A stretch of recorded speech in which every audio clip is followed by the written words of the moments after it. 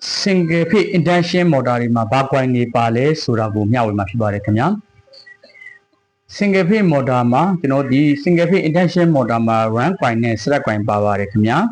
run coin ဒီအုံနဲပါတယ် slab coin ဒီအုံများမှာဖြစ်ပါတယ်ခင်ဗျာ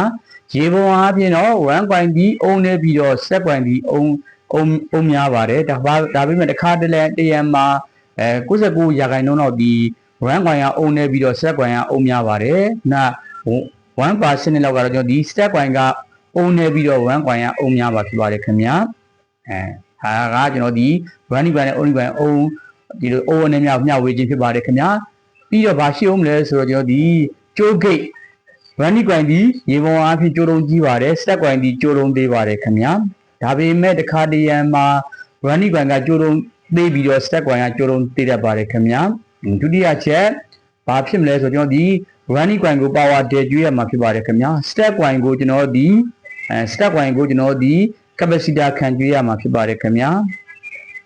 ပတ်တဲ့အခါမှာဘယ်လိုပတ်မလဲဆိုတော့ running coin ကိုအောက်ကပတ်ပြီးတော့ starting coin ကိုအပေါ်ကပတ်ရမှာဖြစ်ပါတယ်ခင်ဗျာရေပုံအားဖြင့်တော့ running coin ဒီကျွန်တော်ဒီ coin ပေါ့ coin ရည်အတွက်များပြီး slab coin ဒီ coin ရည်တက်နေပါတယ်တခါတရံမှာ running coin နဲ့ side coin ဒီအညီများပတ်တဲ့ motor တွေတွေ့ရမှာဖြစ်ပါတယ်ခင်ဗျာဒါဒီ running coin နဲ့ side coin ကိုမတူညီတဲ့အချက်တွေမျှဝေခြင်းဖြစ်ပါတယ်ခင်ဗျာဒါဒီ single phase induction single phase capacitor induction motor တွေထဲမှာကျွန်တော် running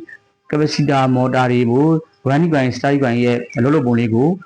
လို့တက်ရတဲ့ဟာလေးထူးခြားချက်လေးတွေကိုမျှဝေပေးခြင်းဖြစ်ပါတယ်ခင်ဗျာအားလုံးကိုကျေးဇူးတင်ပါတယ်ခင်ဗျာ